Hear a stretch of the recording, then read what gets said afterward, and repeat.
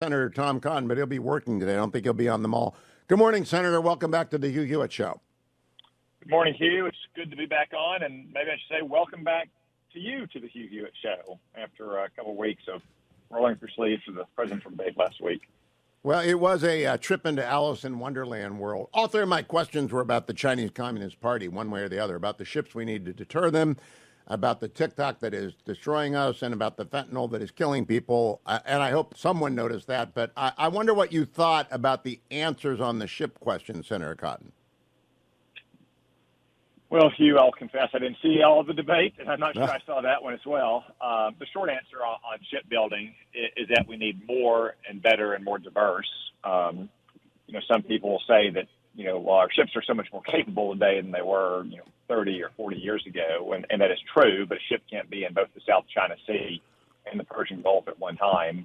And also given the advances in defensive technology in maritime warfare, probably need many smaller and unmanned ships as well. So more diverse and more advanced is what we need when it comes to shipbuilding.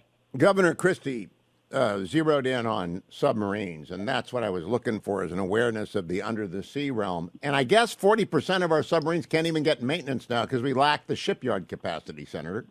Yeah, that's right, Hugh. Probably the single biggest advantage we have on the seas is under the seas when it comes to China and Russia and our attack submarine force. And unfortunately, we have both maintenance problems for existing submarines, and we're not building new submarines fast enough. I'm pushing hard in both potential supplemental spending bill to aid Ukraine and Israel and Taiwan to ensure that our own submarine industrial base gets the funding it's needs. And then, of course, in the annual defense and defense spending bills to increase that spending as well. We really need to get up to more than 2 boats a year from where we are right now.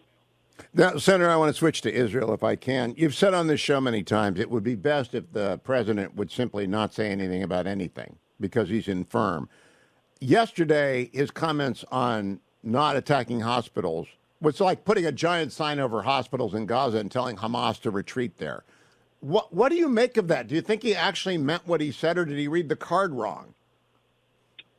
I don't know, but he couldn't be more wrong.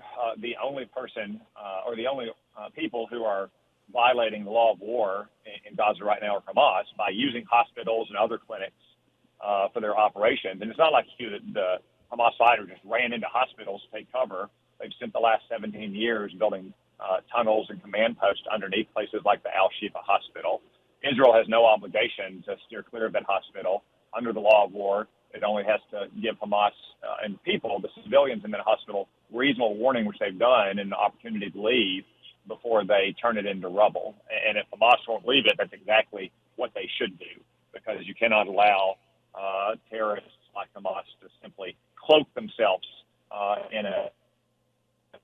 simply because they're using civilians and hospitals as human shields. And Joe Biden should know better, and frankly, he should keep his mouth shut if he doesn't know better. Now, Jake Sullivan did the same thing. Now, they've gone back and forth. I really think it's incoherent because on some days they say Israel is abiding by the laws of armed combat and can go into the hospitals and go into the tunnels. And on other days they say we're looking for a deconfliction at the hospital. It's incoherent, Senator. It is incoherent. I wish Jake Sullivan and Tony Blinken and Joe Biden would express half as much outrage at Hamas for using hospitals to provide cover for their military operations as they do for Israel, being compelled to enter hospital and other medical facilities to capture or kill Hamas terrorists. Again, it's against the law of war to use such hospitals. ISIS tried to do this to us in Iraq and Syria, and what our forces did that we supported in that war was do exactly what you're supposed to do, provide a fair warning and an opportunity to leave, and then we went in and took down ISIS fighters. That's exactly what Israel should do in Gaza, and they don't need any more patronizing lectures from people like Joe Biden and Tony Blinken and Jake Sullivan, who have no clue what it takes to fight and win a war. Now, I do believe that Israel is utterly indifferent to what world opinion thinks after the trauma of 10/7, and they're going to do what they have to do to get their people back and to destroy Hamas. I really don't think they care what Joe Biden thinks because America stands with Israel. But I do care a lot about what we're doing about our own military in harm's way in the Middle East. Senator, there you can have an immediate impact. Do you think we're doing enough about the more than 50 injured American service people and dozens, scores of attacks on Americans in the Middle East, which is not getting much attention? No, Hugh, absolutely not. I mean, if you go back to the beginning of the Biden administration, we're up to, I believe, over 130 attacks by Iran's proxies on American positions in the Middle East. Americans have been killed, a few dozen have been injured. And the Biden administration's answer is to continue to strike proxy sites, to include empty proxy warehouses. To my knowledge, they have not intentionally targeted a facility with Iran's Revolutionary Guard personnel or other high-value Iranian targets. And what they're doing is not scaring or deterring Iran, Hugh, because Iran has a strategy to use proxies to avoid responsibility for these attacks. They are validating Iran's proxy strategy. And until we start imposing dire costs on Iran, Iran is going to continue to use that proxy strategy because they see it's working.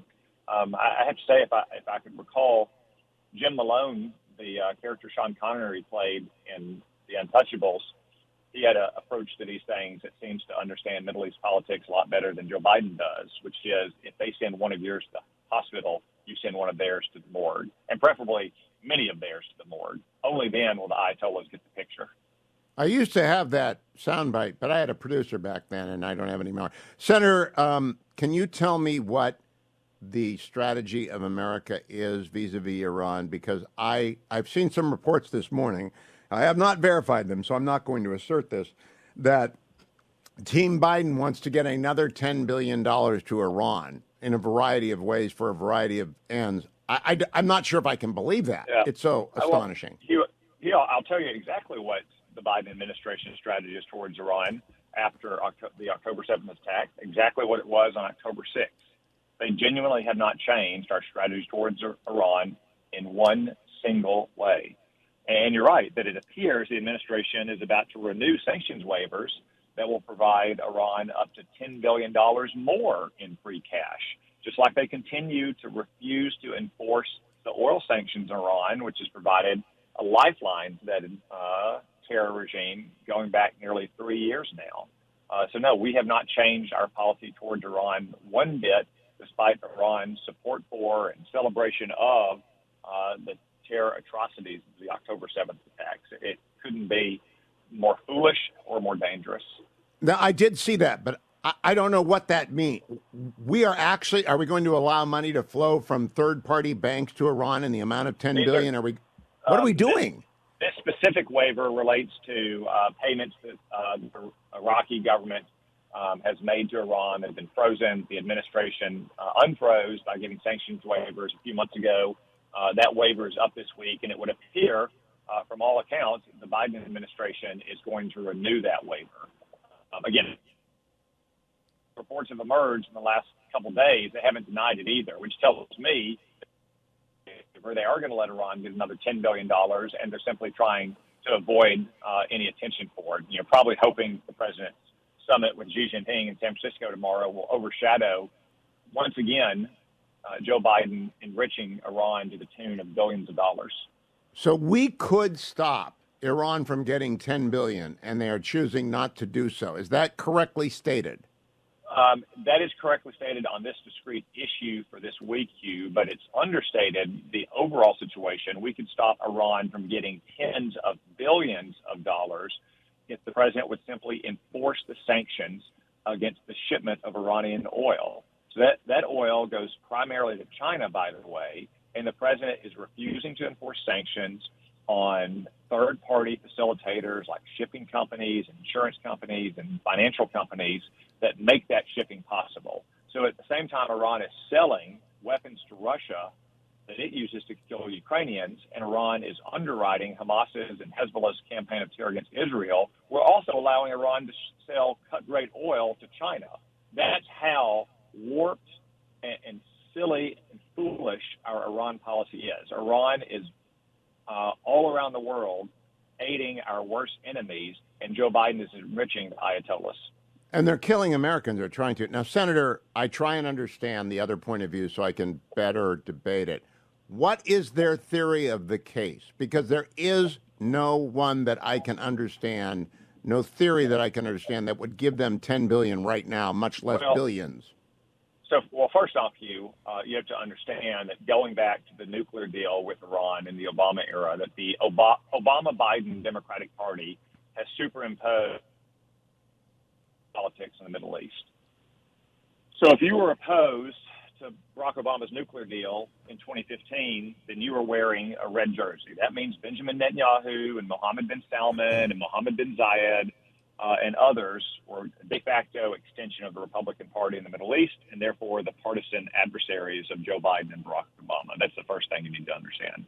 Second, much like British leaders in the interwar period between World War I and World War II that continued to refuse to acknowledge German violations of the Treaty of Versailles because it would necessitate a response, perhaps a military response, the Biden administration refuses to acknowledge all the many crimes of Iran against America and really against the civilized world because it might necessitate a response, like blowing up a site with Revolutionary Guard Corps personnel in Iraq or Syria, or striking targets inside Iran itself, the way Ronald Reagan was going to do when he blew up half of Iran's Navy for attacking a U.S. naval vessel.